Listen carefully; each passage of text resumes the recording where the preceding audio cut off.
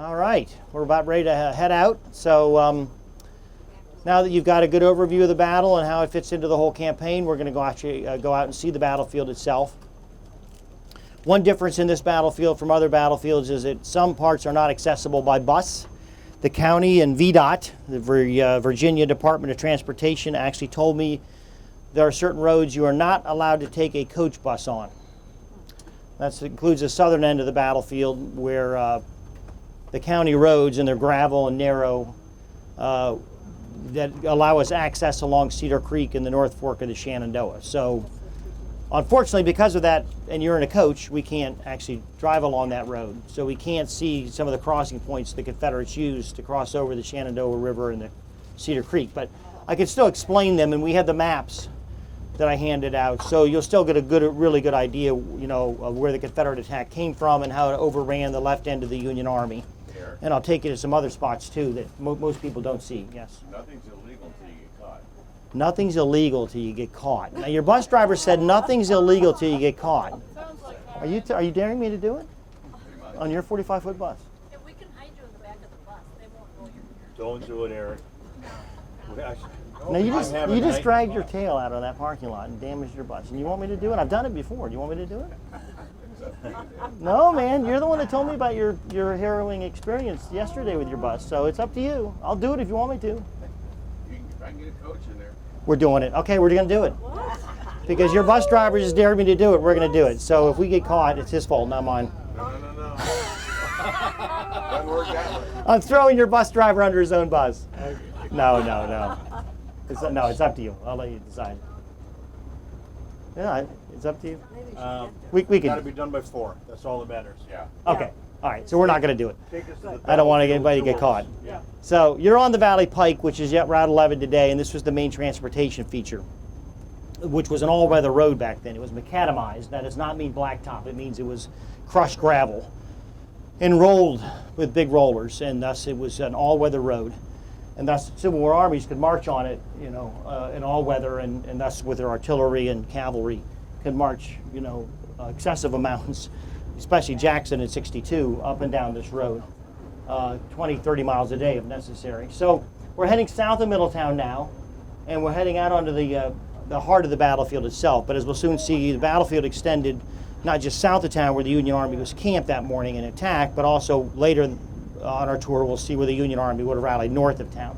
The ground that you're going to see in just a minute to your right, or west, we're heading south now, is where the reenactment's held every year. One of our partners actually holds a reenactment on the battlefield itself. To your right, you just missed it. It was last weekend on the 155th anniversary of the battle. And this is where they hold it, in the fields to your right. Looking farther to your west, you'll see the Allegheny Mountain Range. That is the western wall of the Shenandoah Valley. And to your left, you could make out some mountains to the distance, and that is the Blue Ridge. So there's your eastern wall of the Shenandoah Valley. And its widest point is about 35 miles, and in its narrowest point, as we talked about before, it's about 4 miles wide at Fisher's Hill. Okay, the next pull-off you see coming up, that's where you want to pull over. Yeah. Sorry, I didn't give you more of a warning. All right, so we're going to pull off just for 1 second, and we'll talk about where the Union Army's camped, and then we'll head on over to our first stop and talk about where they came under attack. Looking over to your right amongst the trees, you'll see the top chimneys of Belle Grove. Belle Grove is a 1790s plantation manor house, so that'll be one of our stops later on, and that's the Union Army's headquarters prior to the battle. So again, after conducting the burning, as we talked about, Sheridan has retreated up the valley or northward. Down the valley. See how I screwed that up? In the valley, up is not north. Okay, up is south, because the Shenandoah River is one of the few, if not only river on the east coast of the United States that flows from south to north. So therefore, if you're traveling north in the valley, you're going downstream, and thus you're going down the valley. So in conducting his burning, Sheridan and his army went down the valley, or northward, and thus finally conducted the burning and finished it along the banks of Cedar Creek, finishing the burning in early October. Then they camped along Cedar Creek, and that's his headquarters around Belle Grove. Cedar Creek basically flows from northwest, so from your right and right rear across and beyond Belle Grove, and then finally, if you look straight out in front of you to your southwest, along the high ground there, you'll see some dark trees. That's the high banks above Cedar Creek. eventually across the Valley Pike or Route 11, and then finally over to your left front, where you'll see the very top of Massanutten Mountain, behind those trees over there to your left front. That's the top of Massanutten Mountain. Again, that's that separate mountain range that cuts straight down through the middle of the valley. And we'll get a much better view of it at our next stop. In any case, it flows into the Shenandoah River, okay? So his cores were laid out, 6th Corps on his right, and that would be beyond Belle Grove to your right. And then the 19th Corps holds the center, that's the high ground straight south or in front of you. And then the 8th Corps, or sometimes called the Army of West Virginia, to your left front along the base of the Massanutten Mountain. He believes, again, the campaign is over. As I said, he leaves to go to Washington, D.C., and then quite to his surprise, the whole Union Army's surprise, they come under attack with this brilliant Confederate attack plan on the morning of October 19th that basically crushes his left wing and drives his armies out of its camps, his Army Corps out of its camps and off the battlefield, and comes very close to a victory here at Cedar Creek on the morning of October 19th. Okay, so what we're going to do is go over and see where part of the 8th Corps came under attack, and we'll talk about this attack plan and why it was so risky and why it worked so brilliantly, okay? What we're going to do is go down here and take your next left. It's called Long Meadow. It's just, see that sign saying intersection? That's where you're going to go left. Long Meadow Lane. So it's right down here beyond this little white fence. I'm not going to make you break the law. I changed my mind. Because you'd get the ticket, even though it'd be my fault. See the green sign? See that? It's a little bit farther down. The first green sign right there, coming up. Yep, coming up. That's where you want to go. A little, you know, these turns are a little sharp, but you should be able to make them. I've had cars back here before. All right. All right, so what we're going to do is go over and see where part of the 8th Corps came under attack. The 8th Corps consisted of 2 divisions.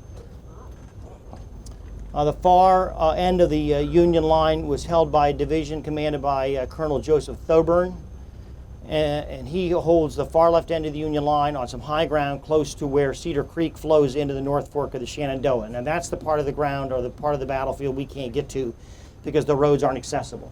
Take a right here. Sorry, I didn't warn you. Yeah, I'm sorry about that. You're good. You're good. Then back from him about 3/4 of a mile was a 2nd Division of the 8th Corps on a plateau. And that division was, Thoburn was dug in, entrenched, but the 2nd Division of the 8th Corps was not entrenched. It was just encamped on this plateau about 3/4 of a mile north of Thoburn's division. And in a minute, when we get off the bus, I'll explain all this and we can get our maps out and it'll make a lot more sense. This 2nd Division of the 8th Corps was on this plateau that we're driving on right now, and their camps were to your left where Interstate 81 is today. So this is where part of the Interstate 81 cuts right through the middle of the battlefield, and unfortunately it cuts right through where these camps were. This division was commanded by a man named Colonel Rutherford B. Hayes. You've probably heard of him because he is the future president of the United States. Well, he was a division commander here with the 8th Corps at the Battle of Cedar Creek. So we're going to actually get off the bus right now. We're going to gather over here just beyond this sign, and we'll set up where the Union Army is and this Confederate attack. What we're going to do now is head over to Belle Grove and talk about the fighting there. Remember, that's the Union Army's headquarters, so it's pretty important to the Union cause. Before we get there, though, there's one story I want to mention I haven't mentioned yet. One of the divisions under Gordon's command here, so part of that really long march along the base of the Massanutten, one of those division commanders is Stephen Dotson Ramser. Just 27, he is the youngest major general in not just this army, but all the Confederate armies in the field, the youngest major general. So he's, you know, a rising star. Showed a lot of promise. Wrote a lot of checks. And of course, he had married the previous year to his hometown sweetheart, and just before this battle, a signal they had received from Signal Knob to the Army was that his wife had just delivered their first child. This is just a few days before the battle. Now, the message did not tell him whether it was a boy or a girl. Yeah, you're going to go left here. But it did tell him both child and mother were fine. And that's a huge concern, of course, at that time because of so many deaths from natural childbirth. So he was certainly glad to hear that, but he didn't know if he had a son or a daughter. What he was hoping, of course, though, was once the Confederates hopefully achieved a victory here at Cedar Creek, then he could go home on a furlough and visit his wife and his new child. So that's what he's hoping to do. And so he's leading his division in this Confederate attack. He's part of the force that will crush Hayes's division along with Thomas's brigade. Now they're going to sweep through this area. Now, not to get too far ahead of ourselves, they eventually drive the Union Army off the battlefield. You go left here. And then eventually north of town, and they will then come under the Union counterattack that afternoon. Ramseur, yeah, he wants to go left, doesn't he? Ramseur will get mortally wounded during the Union counterattack, and then during the Confederate retreat, he's captured, and he's brought back to the Union Army's headquarters, which is still at Belle Grove here to your right, and he'll die the next day. Turning in. Yeah, turn right, sorry. Look straight to your right, you'll see a monument here. This is one of the other monuments placed by veterans. In 1920, that monument is dedicated to his memory. That monument is dedicated to Stephen Dotson Ramseur. Okay, he never met his child, therefore. Pulling the flag off that monument to unveil it was a woman named Mary Ramseur, his daughter, the daughter he never met. Giving the main dedication speech at that memorial dedication was a man named, a classmate of Ramseur's. They both graduated from West Point just at the beginning of the war. He went north to fight for the Union. He fought here at Cedar Creek and earned the Medal of Honor. Ramseur, of course, gets mortally wounded.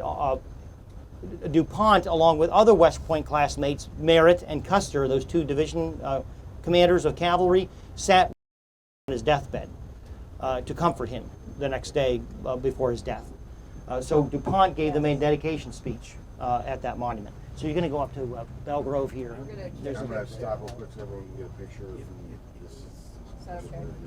You want to do one? Picture. Oh, okay. Quick picture here for everyone. Shirley, Yeah, that's ready? fine. What? Picture. When you Yep. close it, you have to clap it. What, am I getting off? Nope. No. Okay, can you see through So the we're going to try to window? get a picture through the window here, Belle Grove. But the problem is that I get the meter. Why don't you let me just step off and Hang take on. it? I got it. What? Can I? Got it. I got it. All right. I'll send it to you. All right, so Belle Grove coming up is one of our partners. Remember I told you there's 1,600 acres preserved here at the park. Most of that land is preserved by the partners, not the Park Service. The Park Service owns about 100 acres. The biggest chunk of which we were just on over there by the 8th Vermont Monument and that land on which Hayes's men fought. We have a trail over there. It's called the Morning Attack Trail. About 64 of the 100 acres we own is right there. The other 1,500 acres is owned by the partners, including Belle Grove, is actually owned by the National Trust, and then managed by another partner called Belle Grove Incorporated. So we're going to get out here. They have a welcome center, including bathrooms, and then we're going to gather in the front yard and talk about the fighting here, and then we need to keep moving. So you do have a quick break here. We'll do some interpretation on the front yard about the battle, and then we'll head back out again. You can drop us off here in this parking lot, and then you can turn around back behind the barn. Okay. Yeah, how's that? Where's the going to use the restroom? There's a restroom right here in this welcome center in the barn. Barn. Yep. While we're out front. Is that all right? Yeah, that's fine. Okay. So we're going to get dropped off right here. The bus is going to go back behind the barn to turn around. If you need to use the restroom, you can do so in the barn/welcome center. And then we're going to gather right out front on the front yard. But we have to keep moving, okay? Now, this is the best.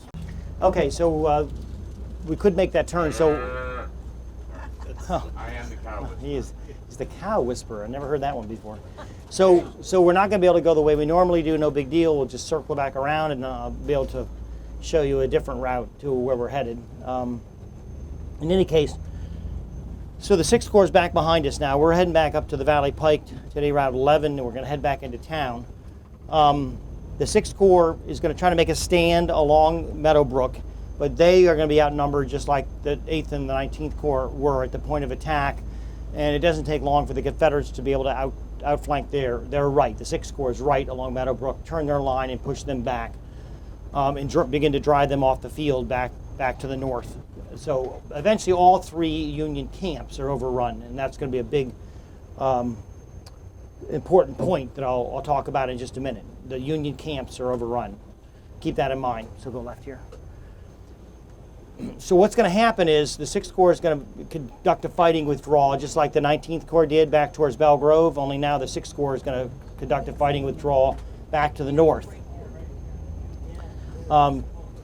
Mostly west of Middletown, but what they have to do is keep a hold of the Valley Pike. This is the main line of communication, supply, and obviously retreat. If they get cut off from the Valley Pike, it could mean doom for the entire Union Army. They have to keep a hold of the Valley Pike because to the north is their main base of supply at Winchester, not quite 15 miles to the north, and then beyond that, of course, back to Harper's Ferry and other points north. Off to your left, the ground would have been clearer back then, more open, less trees, and just west of Middletown would have been a ridge on which the town cemetery was located.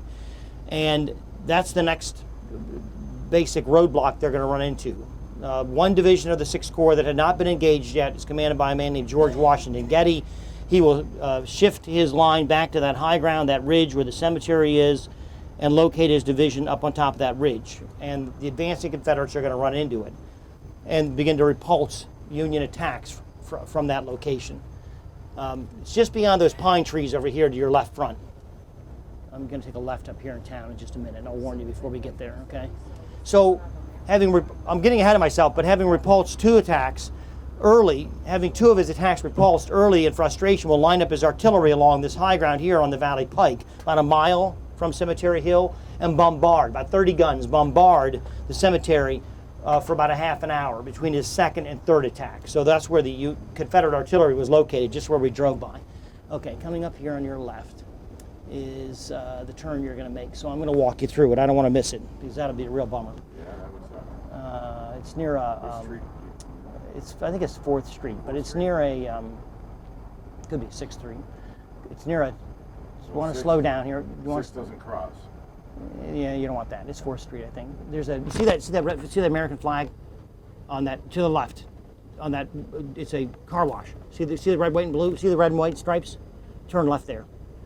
Oh, I'm looking for a flag. No, I'm talking about on the building. On the building. Yeah, my fault.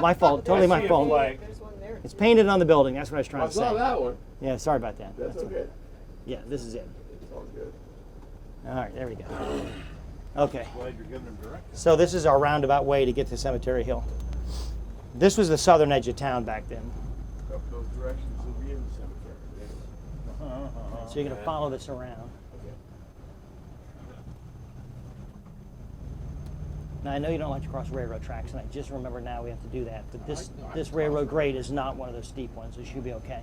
Looking off to your right as we go around this curve, the trees are still, the trees are somewhat block your view, but over here to your right is Cemetery Hill. You might be able to catch some cemetery tombstones through the trees. This was all open ground back then. So the Confederates see that white building amongst the trees? That's the cemetery. So the Confederate attacks come across this ground right here. This is all open. These trees to your left weren't here. These trees to your right weren't here. Neither were the buildings. And the Confederate attacks against Cemetery Hill come up this, across this ground and up that high ground to your right. That's Cemetery Hill. That's where we're headed next.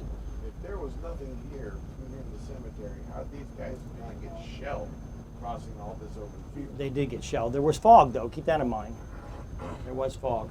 So any Confederates crossing this ground would have been in the open. There was fog, though. And they also have to splash across Meadowbrook. Remember Meadowbrook we talked about earlier? It also meanders through this area as well. So there are some obstacles they have to cross. It makes the Union defense a little stronger. But the high ground is the main point.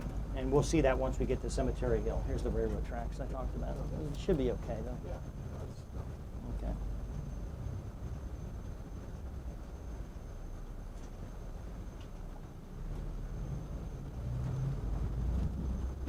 Railroad lines here, any of the original railroad? The railroads, good question. No, these railroads that we're crossing here and the other ones we're seeing, they were not built until after the war. These went in 1870s, the 1870s. There were some railroad tracks, keep going straight. Yep, sorry. There were some railroad lines that ran into the valley, but none of them traversed the entire length of the valley till after the war. One ran from Harper's Ferry to Winchester at the time. Another one ran from Manassas into the valley and to Front Royal, which is east of here. But none of them ran the entire length of the valley. Okay, so this is also Cemetery Hill straight in front of us. None of these houses obviously were here. And then across this ground in front of you would have been in the Union line and to your right. Unfortunately, we're actually in the park, and yet all these houses, continue to be built. A lot of this land obviously is not protected. So you take your next right. It's just over the lip of this hill. Take your next right into this guy's driveway. No, it's Get out. next road. Next road. You'll see it coming up in just a second. I'm looking at all Right there of with his these sign. Yeah, there you go.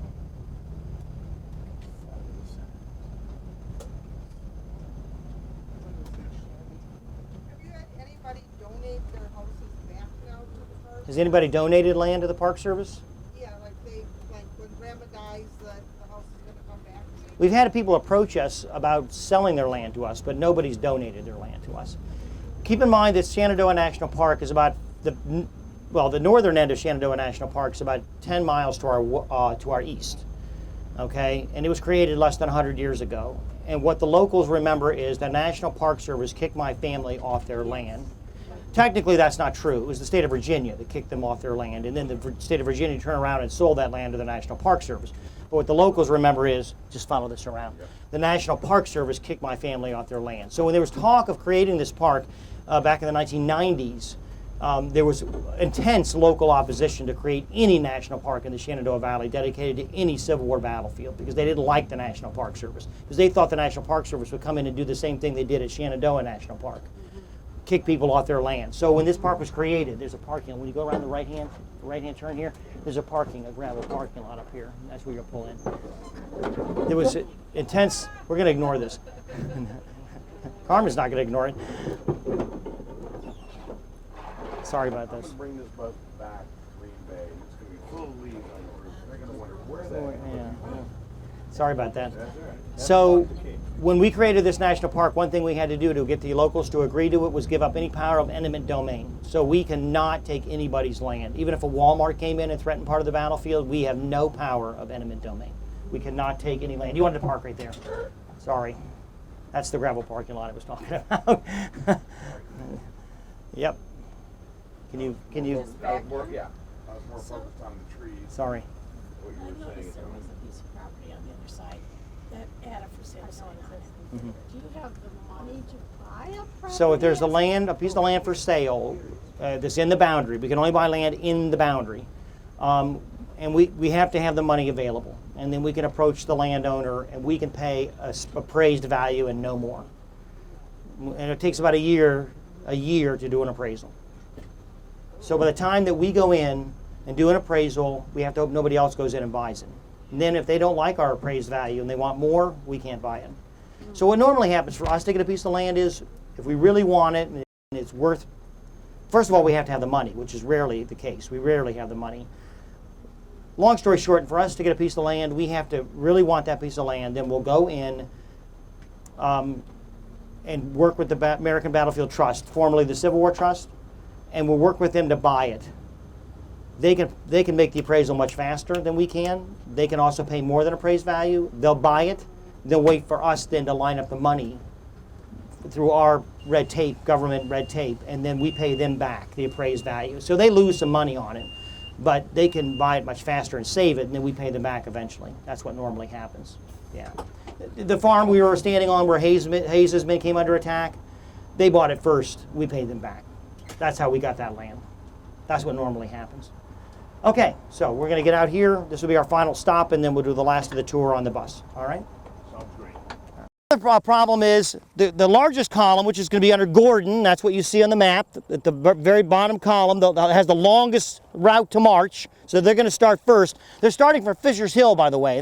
They've been following the burning while it was being conducted, helplessly watching as the valley went up in flames. And now they're camped on their old campground at the Fisher's Hill battlefield, about 6 miles south of here. All right, that's where they're going to start their march. Gordon will take the largest column, 3 divisions, Pegram, Ramseur, and Evans, about 7,000 to 8,000 men. So more than half the Confederate Army altogether. And he will have to make an all-night march and cross the Shenandoah River, not once at night, but twice. First, he's going to cross it down by Fisher's Hill, as you see there, 8 p.m.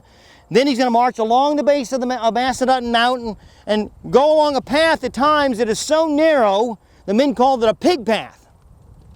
That's how narrow it was. They had to do it single file.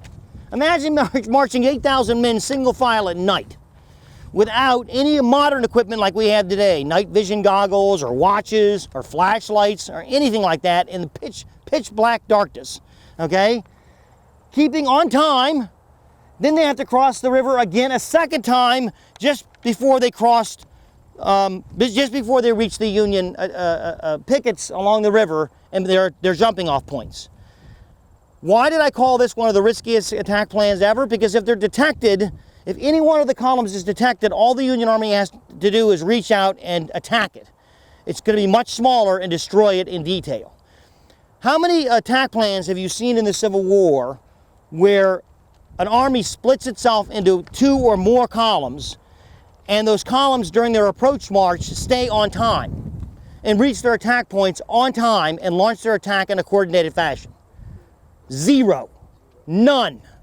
One of the most brilliantly conducted attacks that ever worked during the Civil War that everybody points to as being brilliantly conducted, and one of the most audacious attacks ever launched, of course, is Chancellorsville. When Lee splits his army not twice but 3 times in the face of a superior enemy, and he has Jackson launch this very long maneuver out in the face of the Army of the Potomac to launch his attack against the right end of the Army of the Potomac. And it worked. It was brilliant. I'm not taking anything away from Lee and Jackson and what they did. But keep in mind, Jackson's entire march was conducted in daylight hours. And seen. I'm sorry? And they saw. And they saw them. And remember, the rear of his column got attacked, okay? And guess what? Did he stay on time? No, he was not on schedule.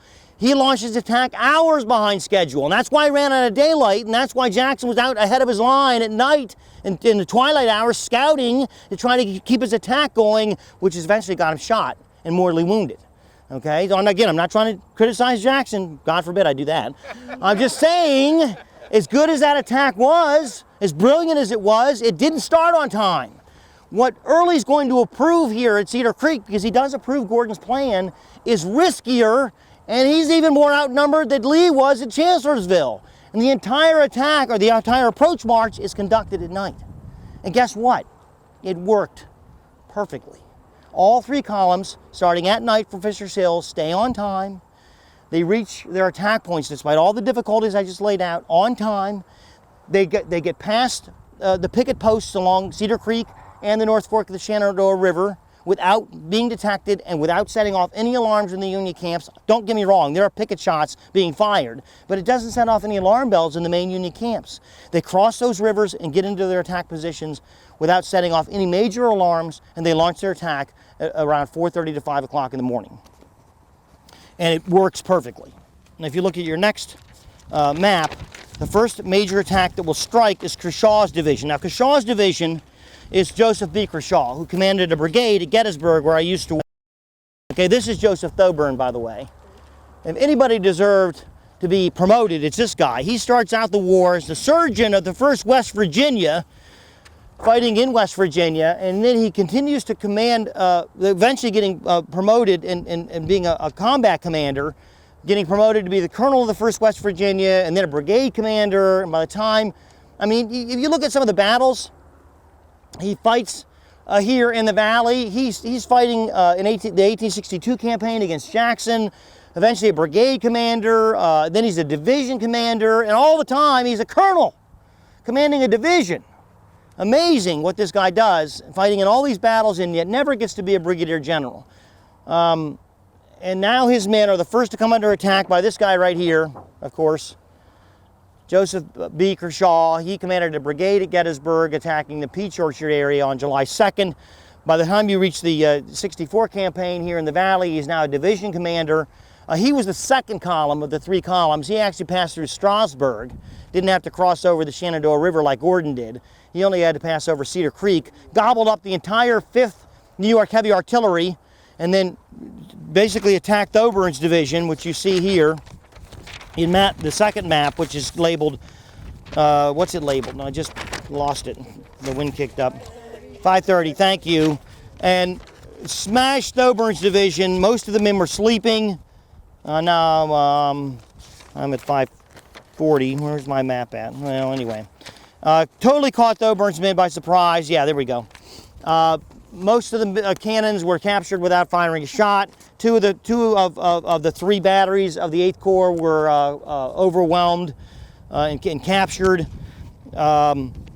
It was almost a total rout. The few men that were in their breastworks or in their entrenchments barely got off a shot before they were captured. Well, one of the Confederates attacking the breastworks down, again, this is 3/4 of a mile to our south, later described it. Such a sight that met our eyes as we mounted the earthworks was not often seen. For a mile or more in every direction towards the rear was a vast plain or broken plateau, not a tree or shrub in sight. Tents whitened the field from one end to the other, while the country behind was one living sea of men and horses, all fleeing for life and safety. Men shoeless and hatless went flying to the rear like mad, while others were without guns. Caissons were going like the wind, the drivers laying on the lash all the while. Such confusion, such panic was never witnessed before by our troops. I forgot to mention that hiding them to the last minute and masking the last part of their march was a dense fog that blanketed the area right before dawn. And that fog will continue to lay over the entire battlefield throughout that entire morning, and that's going to have a huge impact on the battle, as we'll soon see. Thoburn's routed, crushed and routed, and he's routing off the battlefield. Now with this noise, that alerts, of course, the next division in line where we're standing, and that would be, of course, the right here, Colonel Rutherford B. Hayes. Again, he's going to be a future president of the United States. His men are in their camps down here in this lower ground in front of us. He commands about 1,500 men. He's also a colonel, but commanding a division. And so instantly what he'll do is have reveille sounded and the roll call, the men move into a battle line, but instead of fighting for their camps, they will fall back to this high ground here. Now the map I gave you comes from a blue and gray magazine. This is the next map in line, 540. And the map isn't quite right. Blue and Gray magazine did a good job. This came out in 2007. It covers the entire Cedar Creek battlefield. But I don't agree with everything on their maps, including this one. It has their battle lines actually showing you the modern Interstate Highway 81, and it has them fighting down by the interstate. But if you read all of the accounts of the fighting, it's clear to me that what Hayes did was have his battle line abandon their camps and fall back to the high ground. Right here. This is where you want to be. You want to be on the highest ground, on this ridge, right here where the road, the driveway runs today. And he vividly described that in his after-action report. He described looking to his rear and being within sight of the Valley Pike, which you clearly see there right behind you, okay? And they want to protect that road. That's their main line of communication, supply, and of course possible retreat. The only thing I can't figure out is how could they see that through the fog, because the fog was really dense. We know that. He pulls up his battle lines right here, his brigades right here along this high ground, and they wait for the attack. They know it's coming. They can hear the screaming and yelling from the fighting at Thoburn's camp being attacked. Just off to his left would be another force commanded by Colonel Kitching. Kitching commands a provisional division of 1,000 men. Okay, John Howard Kitching. 25 years old. He had just joined the Army a few days before this battle.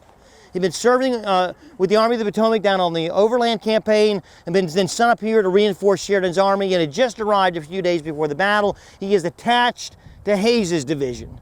Almost an independent command, but he's kind of attached to Hayes. So Kitching's 1,000 men, so now we have about 2,500 men up here on this high ground, formed just off to Hayes's left. Now, Hayes thought this was a very strong position and that he could hold it. So he rode over. He was more nervous about Kitching's men, not sure of their, staying power, and he wasn't really familiar with Kitching himself. So he rode over. Once Hayes has his men set up, he rode over to Kitching and he asked him, "Are you okay? Do you think your men will stand?" I think Kitching was a little put off by that, and he basically said, "I don't have to worry about my line as long as your men will hold."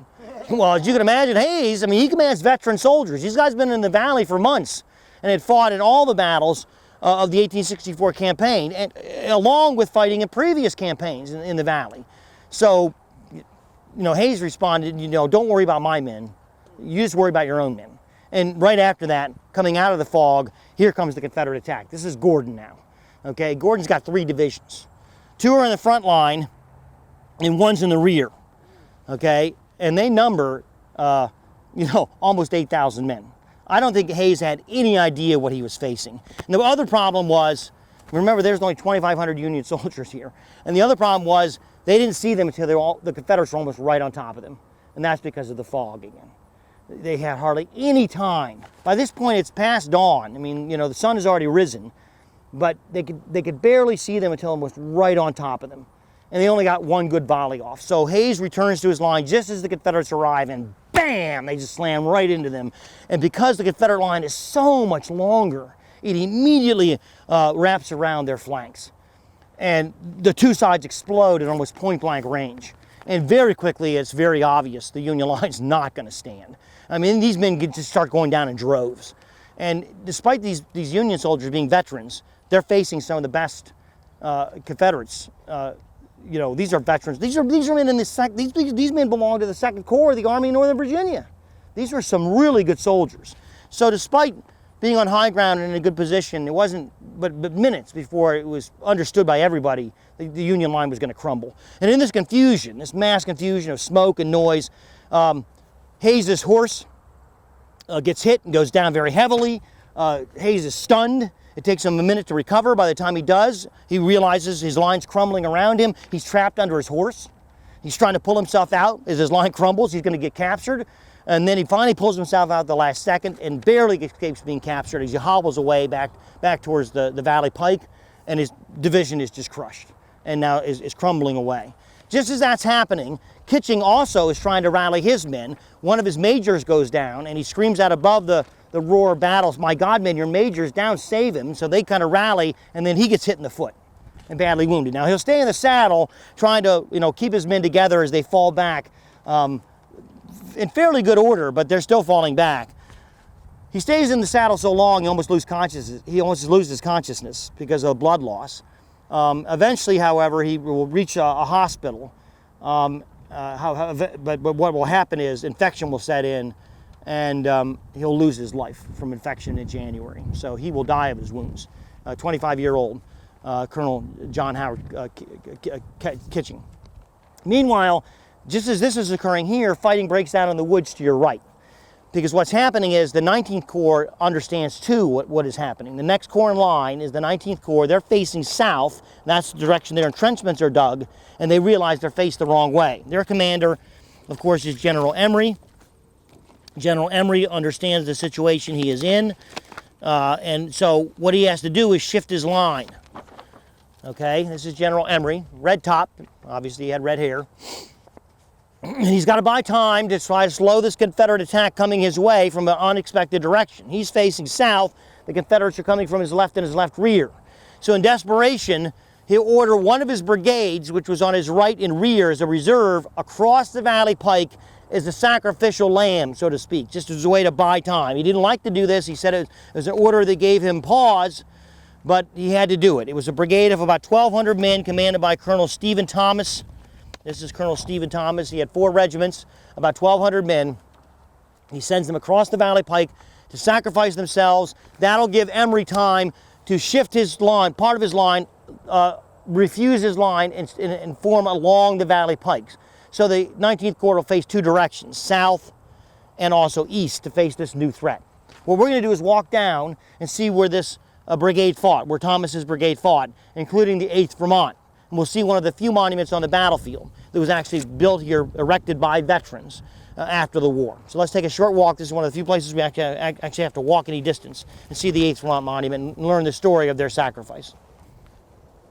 Cedar Creek, the 8th Vermont Volunteers, General Stephen Thomas, commanding brigade, advanced across the pike the morning of October 19th, 1864.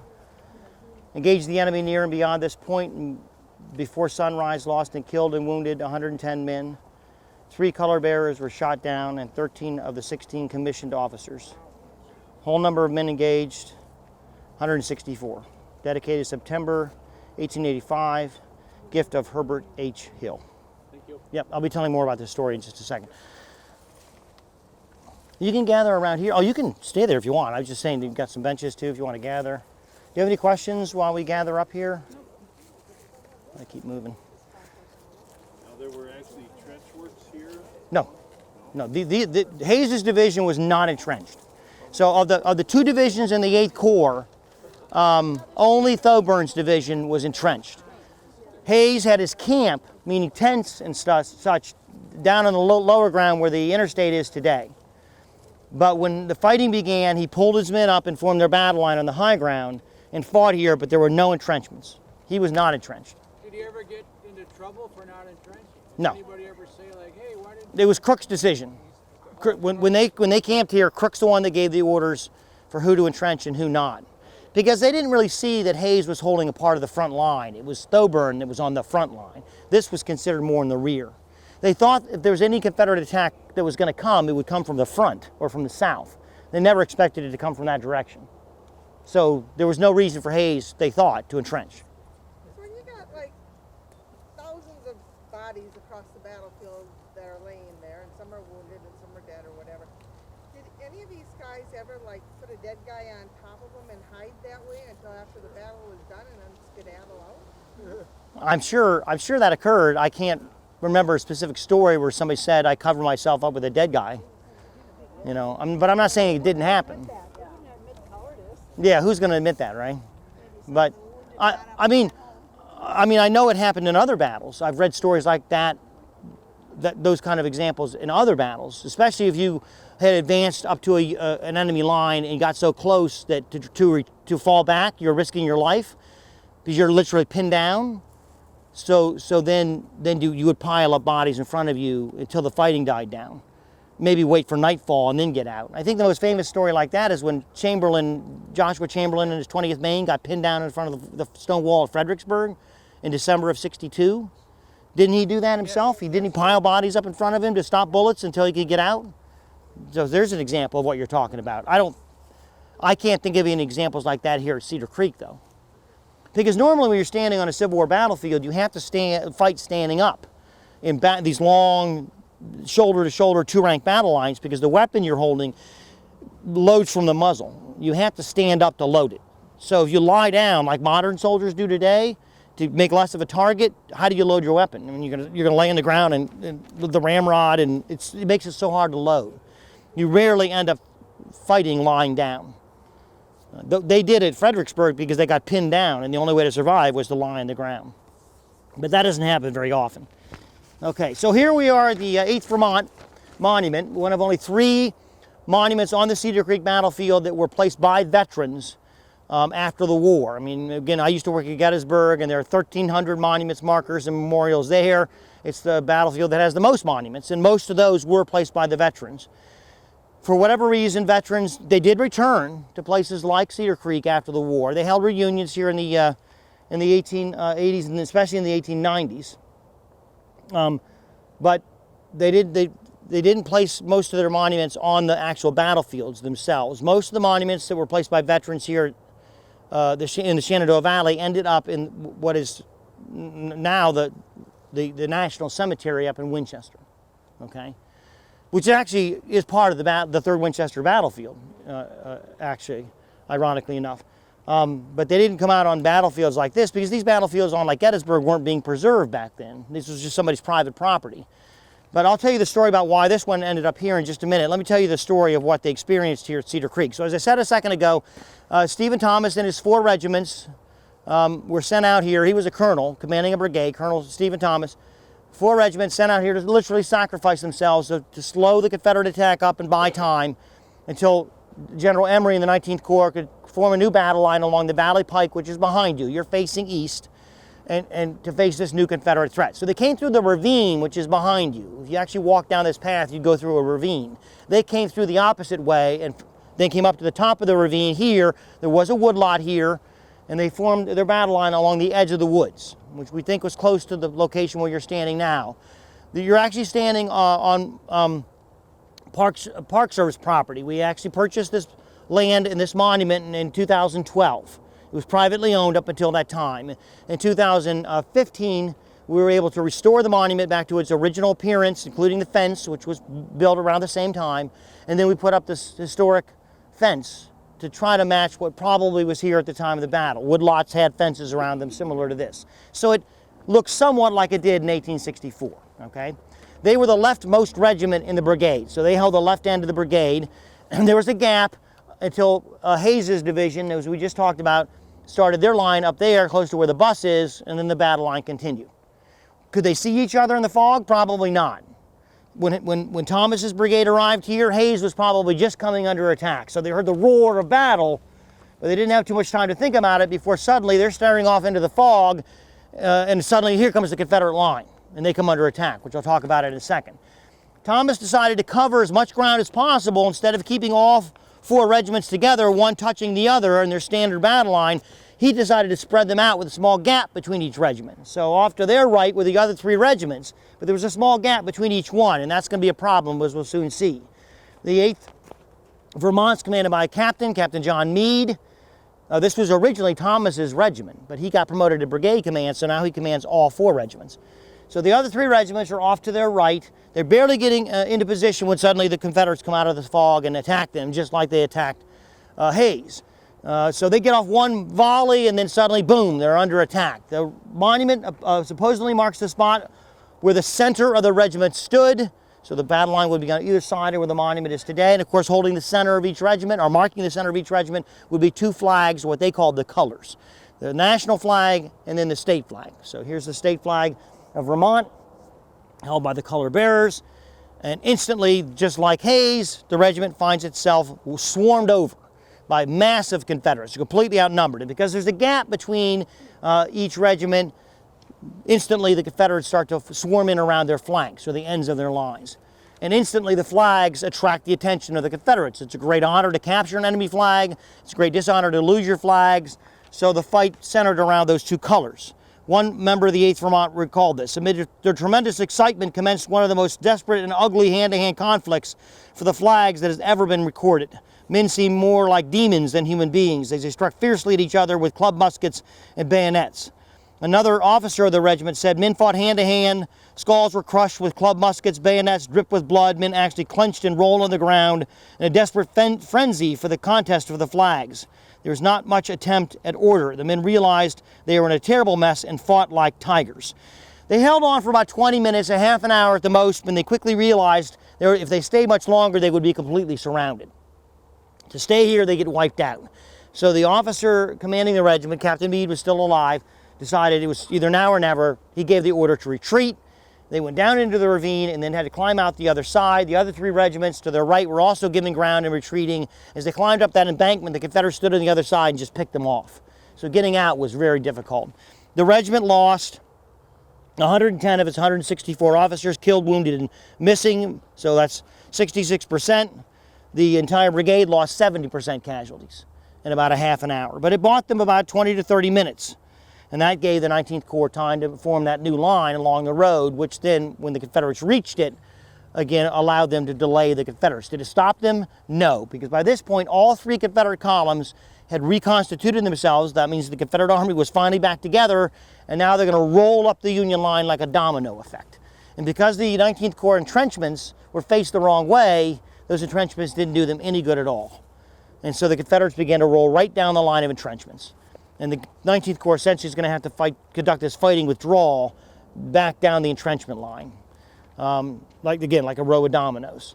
So it was a sacrifice, not completely in vain, but it didn't stop the Confederate attack. So even though the Union Army has the larger force here, always at the point of the attack that morning, the Confederates are going to outnumber the Union defenders because they're coming down the line, always outnumbering the Union defenders. And the fog continues to assist the Confederate attack because it never gives the Union defenders time to react. They can never see the Confederate attack until it's right on top of the Union defense. We're going to continue to follow that Confederate attack to our next stop, which is Belgrove. Okay? Let's head on out. It's such a close vote that it's going to be thrown into Congress. So they make a deal. And they'll go with the Republican Hayes.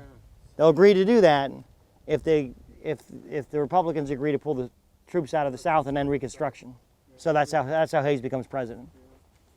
Yes. I'm looking at Cedar Creek, 5:40 a.m. That's the map. Okay, that's not the map I want you to use, but go ahead. That's fine. Can I ask you a question? Yeah, go ahead.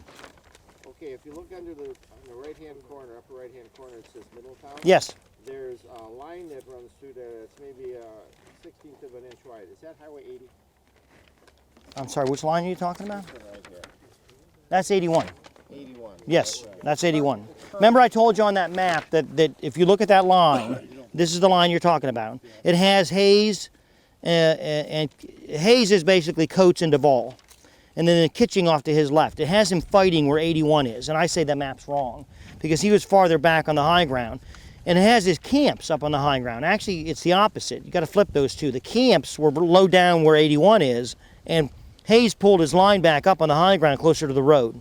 The road being what Route 11 today, which back then was the Valley Pike. So that's why the map's slightly mistaken. Does that make sense? Oh yeah, I just wanted to know what the line is. The line's 81. Yep. The map I want you to use now is the next map. It's 630. Okay? That's the map you need to look at. And set the scene kind of, you're looking south right now. And what you're staring at behind me, of course, again, is the northern end of the Massanutten Mountain.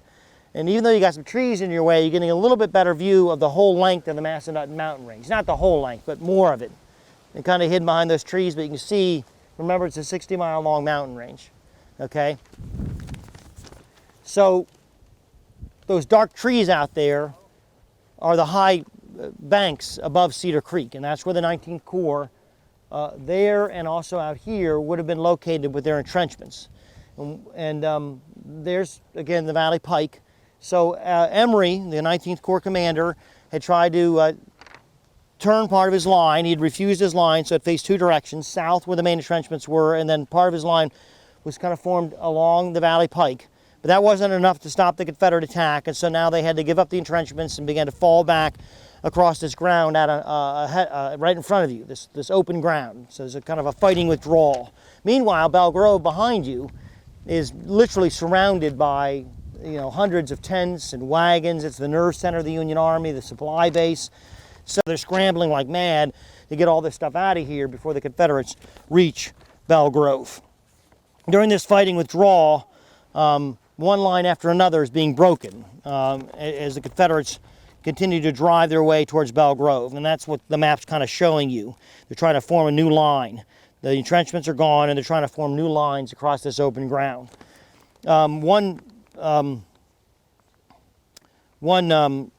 Union soldier talked about the fighting out here in these open fields with that dense fog still hiding the Confederates as they drove towards their line. So the fog was so dense that we could not see the enemy in front of us, but the rapid and incessant discharge of small arms and cannon, the bursting of shell, and the whizzing of bullets mingling into a sound like that of a moaning wind told us unmistakably of his presence. Well, eventually by 7 o'clock, all those lines are driven back, the 19th Corps is broken, and Belle Grove will fall by 7 o'clock to the Confederate advance as it continues to drive the 19th Corps, and of course the 8th Corps is already gone, off the field. That leaves just the 6th Corps now as the only remaining intact corps to face this Confederate onslaught. And the 6th Corps originally was camped on the high ground called Red Hill, back behind your right, or to your northwest. Right behind us over here, behind these trees, see that tree line, is Meadowbrook. It's a stream that flows north to south, right through the heart of the battlefield, and eventually flows into Cedar Creek off in this direction. Okay? So they're on the other side of Meadowbrook. And you can see that here on your map, Meadowbrook. So the 6th Corps is just beyond Meadowbrook. They're now moving down, the 6th Corps is moving down from their camps, and they're going to form a line along Meadowbrook to face this new threat. And what we're going to do, 6th Corps consisted of, by the way, 3 divisions, about 9,100 men, commanded by Horatio Wright. Since he's the overall command of the Army, James Ricketts commands the 6th Corps that day. And they're forming on that high ground behind us along Meadowbrook. A 6th Corps, a member of the 6th Corps along the high ground behind you is watching the broken 8th Corps flee, the 19th Corps now falling back, and he described it. He said, wagons and ambulances lumbering hither and thither in disorder, pack animals led by frightened bummers wandering on their own free will, crowds of officers and men, some shed, some barefoot, many of them coatless and hatless, few without rifles, but all rushing wildly to the rear, oaths and blows alike powerless to halt them. The sight of blood, ambulances, wagons, men stained and dripping, with here and there a corpse, while whistling bullets and shrieking shells told them the enemy knew their advantage. So what we're going to do as we get on the bus eventually is we're going to continue to follow the flow of battle, and we're going to drive along basically the continued advance of the Confederates and towards the 6th Corps as the Confederates advance towards that 6th Corps line along that high ground along Meadowbrook. The only sustained stand the Union Army was able to make that morning during this morning advance was about a mile to our north on high ground just west of Middletown. It's called Cemetery Hill. It seems like every Civil War battlefield's got a Cemetery Hill, and so does Cedar Creek. And that stand lasted about an hour and a half between 8 and 9:30, and that'll be our next stop on the tour. It was the 6th Corps who made this stand, and for the first time slowed the Confederates up. So let's get back on the bus and we'll drive along, and that'll be our next stop. How many total battles were there in the war? Like from Gettysburg all the way south? Oh, there were over 10,000 battles, skirmishes, engagements of one sort or another. Big battles? Hold on, I forgot. There's going to be a picture. Without the skirmishes. On the steps. Your major Dave battle. Zunker. I don't Tom know. Terry, I'd have to look that up myself. I really don't know. Sorry. Dick Musgrave, guy who wrote behind the There's railing on Ford. 10,500 engagements. Jeff, There's Gene, 150. if you can. I don't see any artillery batteries coming up here either. Where are the artillery? Where's the artillery? Oh, they're going to be there. They're Yeah, gonna be they're, there? they're going to form along. Yeah, along the Union Oh, line this here. way, okay. Yeah. All right. Mhm. Yep. But it's such a fast-moving battle. Every time they seem to set up, then they quickly get overrun. Yeah. Yeah. They're going like, where should we go? Where should we go? Right, right. And every time they set up, they quickly get broken and they move on. Yeah. If you're standing by that column right there, you can look and find the bullet hole. People like this and their faces half shown, so I thought, then if they sit on This column right here. There's a bullet hole in that column. All right, so we're going to continue to follow the Confederate attack and head over to Cemetery Hill as our next stop. Any questions while we're gathering?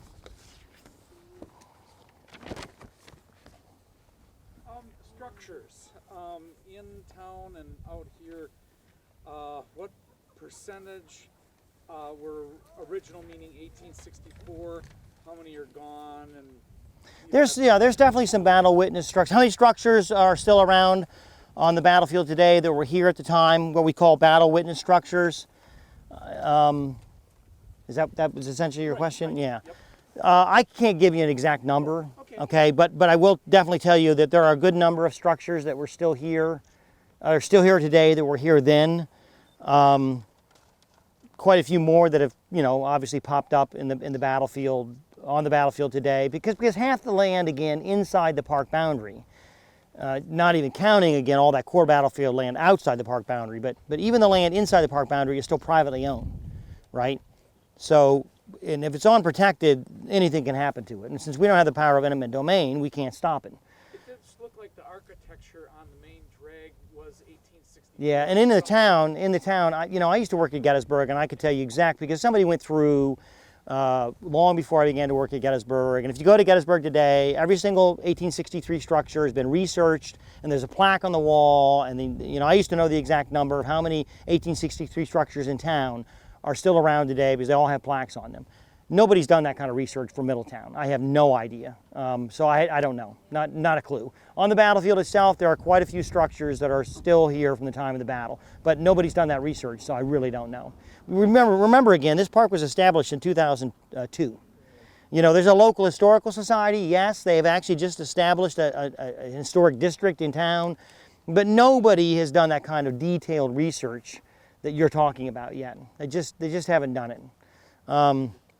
Off the top of my head, I can think of like 5 or 6, maybe 10 structures that I know of that are battle witness structures on the battlefield. But there's probably more than that. They're significant. They need to be preserved. Nearly every one of them is privately owned.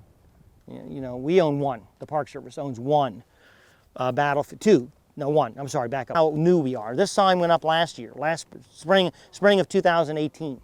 That just went up, a year ago, a year and a half ago. I mean, that's how new we are. So, to answer those kind of detailed questions you're asking, we're just not there yet. We need to get a lot of basic research done.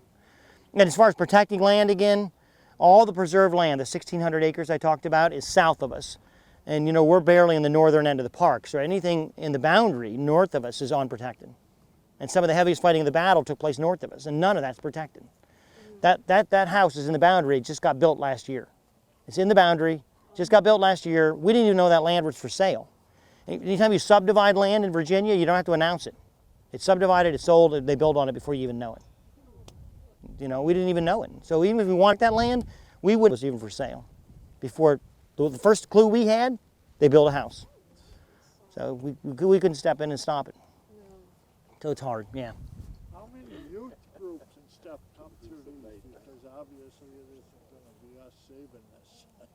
How many youngers are interested, or schools? And that's another thing we're trying to establish is some kind of education program here. We're in the very early stages of that. We work with some youth groups, so of our partners. Very small staff too. We have 6 permanent employees at this park. 6. Gettysburg's got over close to 100. It's a big difference. You can get a lot less work done when you don't have the staff.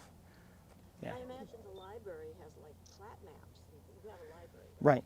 So you'd have plat maps. Well, we have a library, yes, but we don't have the plot maps you're talking about. The local library does. And yeah, but you need money and you need time. So we're going to have to put in for project money to do those kind of research projects you're talking about. Yeah. All right. It's great questions. I'd love to talk to you all day about this stuff, but we're running out of time and I got to get through the battle. So this is Cemetery Hill. It was called the Middletown Cemetery back then. Today it's called Mount Carmel Cemetery. Where's the sign? I think down there. Yeah, so even though it's called Mount Carmel Cemetery today, it says 1896. It was the Middletown Cemetery back then, much smaller back then than it is today. It's still an active cemetery even today, so you'll still see funerals taking place here today. Much more open back then, keep that in mind. The trees to your left weren't there, so if you'd stood here at the time of the battle and looked directly to your east, you're looking south right now, by the way. There's Signal Knob, okay? You can see how far we've come. That's Middletown right over there, and you clearly would have seen that at the time of the battle. The trees to your south, at the southern end of the cemetery, they weren't there either. Okay, and this woodlot over here to your right, to your west, would have been much farther back. So when James Washington Getty came along, all right, that's his, he has the 6th Corps Division that's going to hold this hill, about 2,300 men. Okay, he's going to go not to just a very good defensive position on top of Cemetery Hill. It's the only defensive position that he can find to put his men. All right. Yep, sure, go ahead. So he's going to place his men on top of this hill, and he's going to form them basically facing not only south, for the direction the main Confederate attack is coming from, but also he's going to, bend them back. He's going to form two directions, refuse his line. His main line's here, and some of the 6th Corps is going to form on his right, the direction we just drove the bus up from. So they're going to form on his right as support, and then the rest of his line is going to turn back at an angle and be along the east slope of the hill to face east towards town.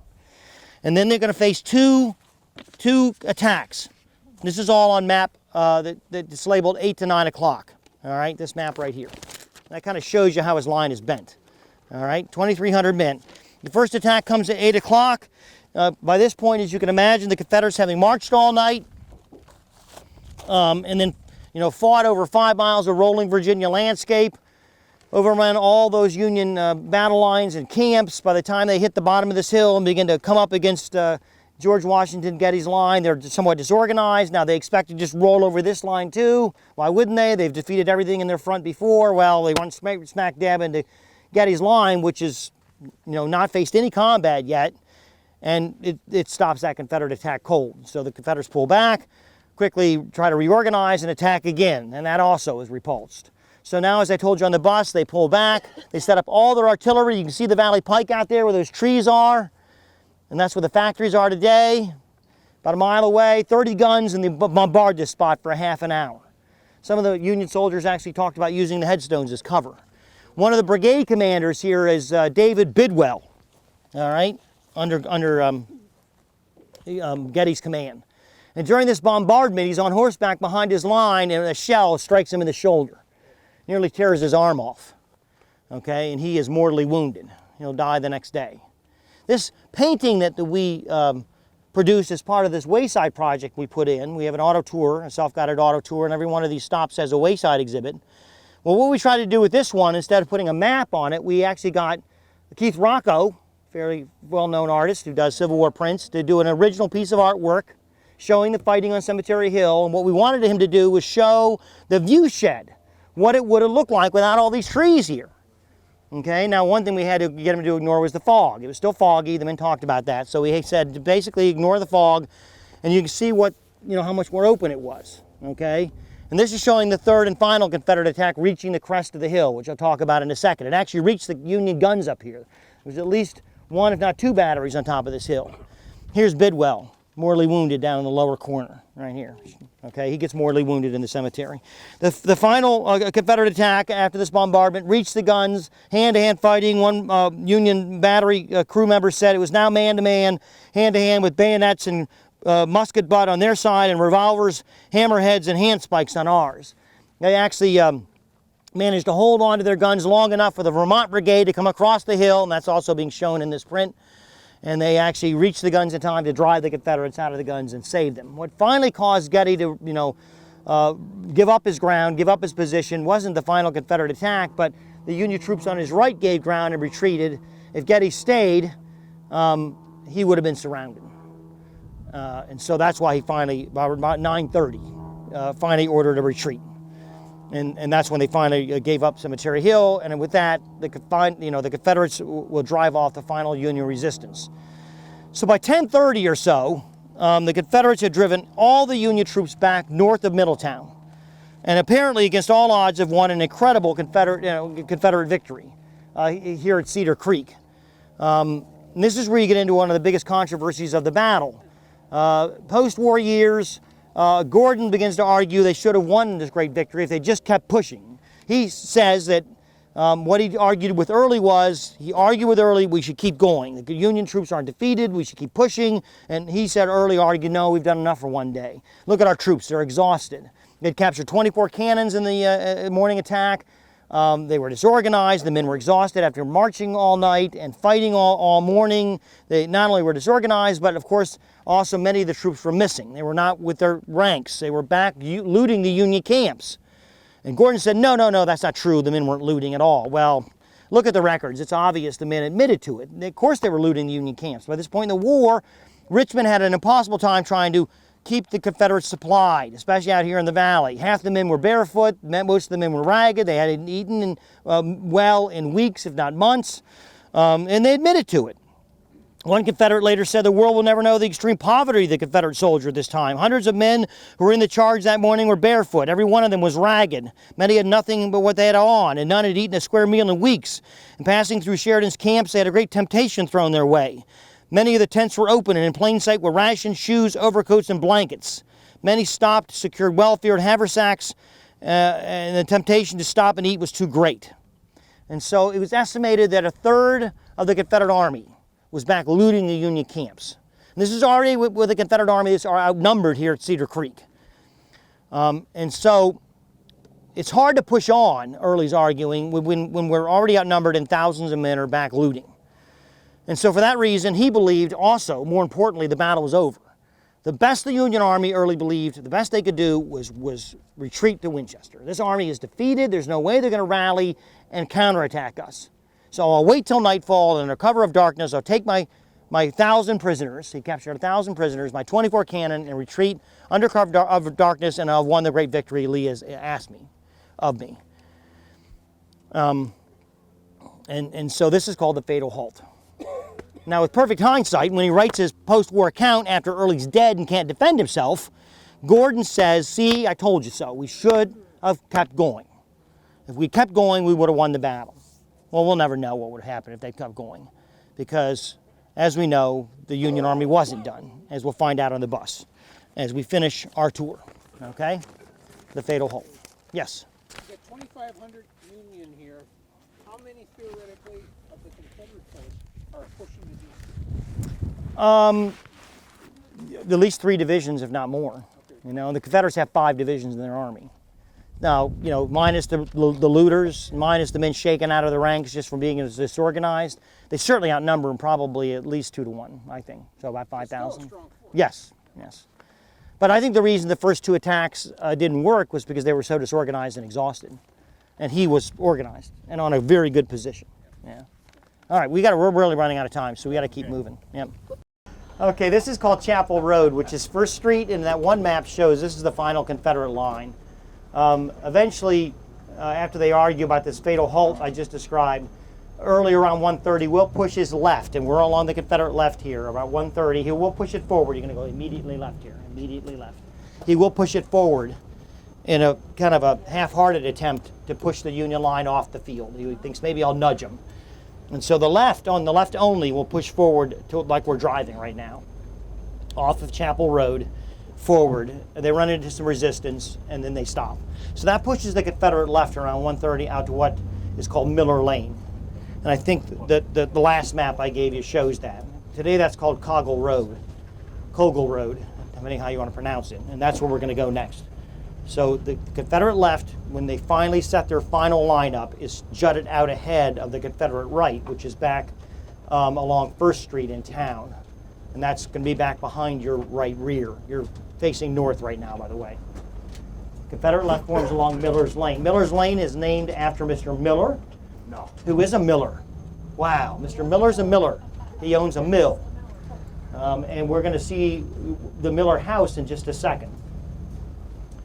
It's still here today. It's one of these battle witness structures that we just briefly talked about at our last stop. It's very hard to see. The mill was over here to your right. It's gone today. It's covered by all this vegetation. Look quickly to your left, and you'll see the house to your left amongst the trees. You'll get a better view of it in just a second. Just follow the road to your left. And now as we come around, the house is over here behind all these trees. It's privately owned today. We'd love to acquire it someday, but that's a long story. Keep looking to your left. You'll see the back end of the house in just a second. It's a brick structure. And this is a battle witness structure. It's not in very good shape, but there it is, okay? That's the Miller house, battle witness structure. All right, this is the Miller Lane, called Coggle Road today. It was, at the time of the battle, it was lined with heavy limestone walls, made great defensive positions. And almost all the trees to your right did not exist. So it was a very strong defensive position. The Union battle line would have been about a mile off to your north or to your right. We're now driving west. This is the final Confederate line for the left end of the Confederate battle line. So they push out here, stop, and now they're waiting for darkness, hoping that maybe the Union line is off to their north a mile. They're just going to wait, and the Union battle line will retreat towards Winchester. They'll have won this great victory. That's their hope. Great defensive position because it's got these heavy stone walls, great protection. And if the Union Army does counterattack, let's hope they don't, they're thinking, but if they do, without all these trees here, they have great fields of fire to their north. And that's the direction the Union line will come. At least that's what they're hoping. This is all around 10:30, 11 o'clock. Around that same time, about the same time that Gordon and Early are arguing during this fatal Hull conversation, they do hear some cheering off in the distance to their right, to their north, along the Union line.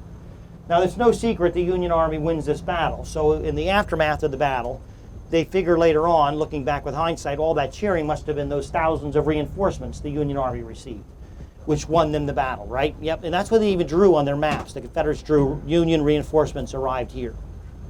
Well, we know today, at the end of this road, you'll take a right. Okay, there's a stop sign up here. You'll just take a right. All right, so in the aftermath of the battle, the Confederates, think that's where the Union reinforcements arrived. So we know today, looking back, that the Union Army didn't receive all these reinforcements. They only got actually one reinforcement, and that was, of course, none other than Philip Sheridan. Sheridan, as I told you much earlier, had left the valley on the 15th of October to go to Washington, D.C., that Council of War. He returned to the valley on the 18th, the day before, spent the night in Winchester, had not returned to his army yet. What he fully expected to do, of course, was return to his army the next day on the 19th, so he would just take a leisurely ride down with his staff down the Valley Pike, or should I say south or up the Valley Pike, and return to his army expecting nothing to happen. So he gets up that morning of the 19th, eats a leisurely breakfast. He hears some rumors of some fighting down at Cedar Creek, but he knew his army was going to take a reconnaissance and force to try to feel out the Confederates, so he figured it must have been that. By the time he mounts his horse to begin his ride, he does hear the booming of distant artillery, so maybe it's more than just a reconnaissance. Now there's rumors of a battle, so he's a little nervous, picks up his pace. South of town, south of Winchester, he actually is greeted by retreating Union soldiers who have retreated nearly 15 miles from the battlefield, and they start telling him about this disaster that has befallen the army. We've been attacked, it's a disaster, we're defeated, so now begins the famous Sheridan's ride. He starts picking up the pace, meeting more and more of his soldiers. They start cheering him. By this point, they love Sheridan. He's led them to all these victories, and more than that, he takes care of them. He looks after their welfare. And so they cheer him when they see him. Hey, Sheridan's back. Look, he's riding back to the battlefield. In typical Sheridan fashion, he responds, "God damn you, if you love your country, stop cheering me and go back to the battlefield." And they do. Many of them turn around and start following him. You're going to turn right up here, okay? It's called Klein's Mill Road. It's at the bottom of this hill. Many do turn around, and now he really picks up the pace. And of course, the farther he goes, the more and more troops he keeps encountering. He rides into Stevens City, which is 5 miles north of here. Back then it was called Newtown, and it's so crowded with retreating Union soldiers and baggage wagons and wounded men, he can't even get through the town, so he has to actually detour around Newtown in the fields, in the outskirts of town, till he can return to the Valley Pike. And then around 10 o'clock, 10:30, he is greeted by the sight of his shattered army. And it's really a vivid description he leaves, which I'd like to read to you.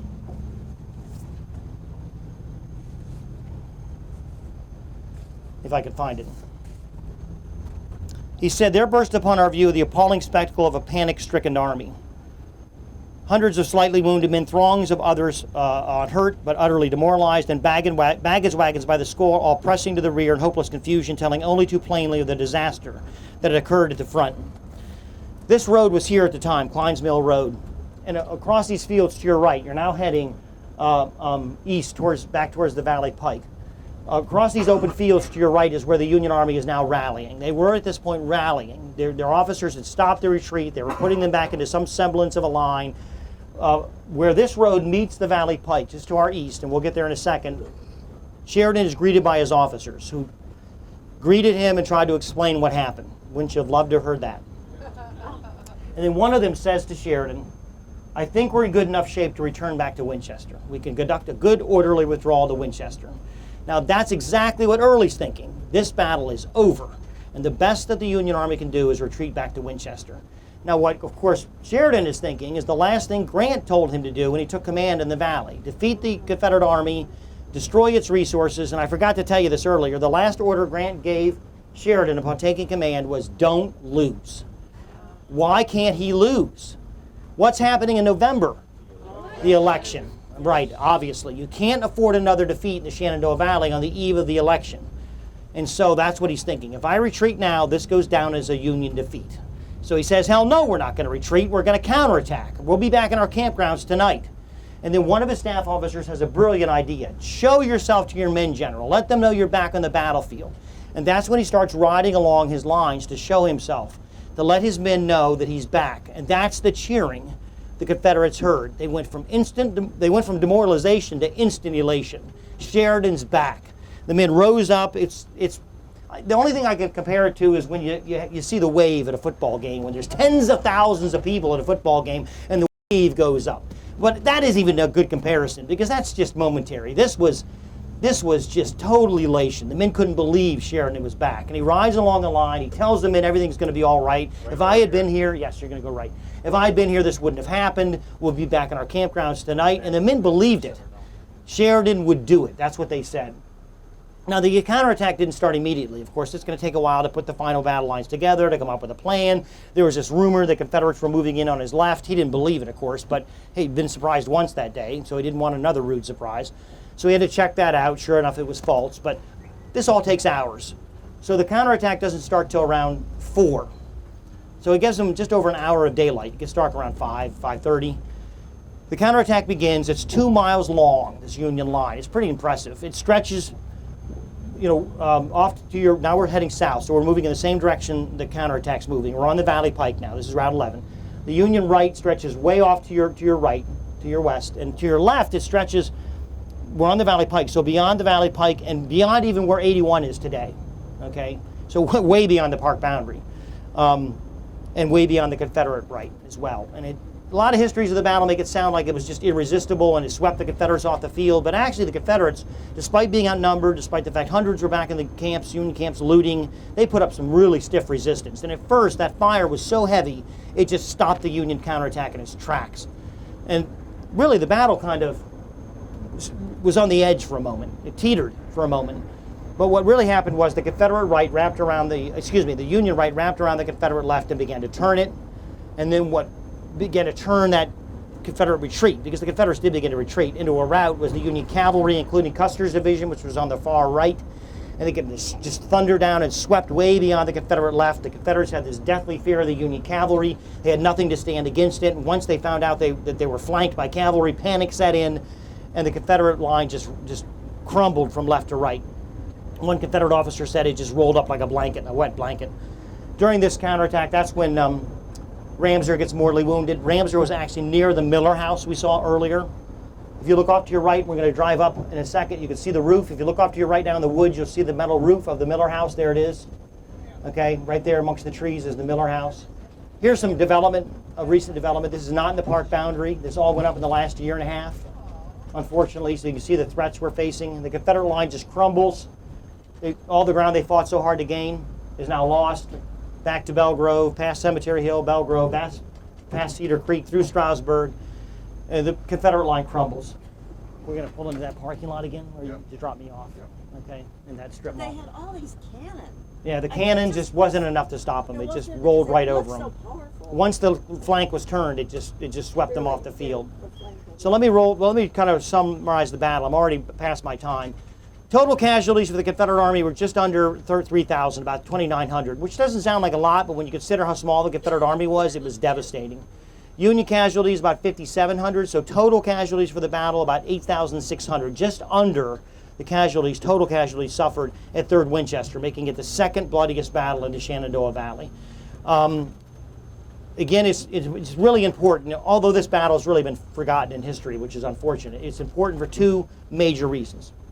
Militarily, from here on out, the valley will be under Union control from here to the end. And politically, again, it's just 2.5 weeks before the election. And I'm not saying that Lincoln would not have won the election if this had been a Union defeat, but certainly it puts him over the top. He rides Sheridan's coattails into a great Union victory. There's actually a poem called Sheridan's Ride that's written within weeks of this battle, before election, and that poem appears on Republican-controlled newspapers on Election Day, Sheridan's Ride, which reminds Republican voters we're winning this war. If you read that poem, it used to be memorized by Northern school children for decades after the war, and it makes much more of a hero out of the horse Sheridan rode, Rienzi, than it did Sheridan, but it's a great poem. Sheridan later renamed that horse Winchester, by the way, and it's stuffed and on display at the Smithsonian American History Museum in Washington, D.C. If you've ever want to see it, go down there. Has anybody ever seen it? It was a beautiful black Charger, so if you ever want to see it, go down to Washington, D.C. You guys were a great group. I really enjoyed being out in the battlefield with you today, and sorry I ran late. So enjoy the rest of your tour. Thank you.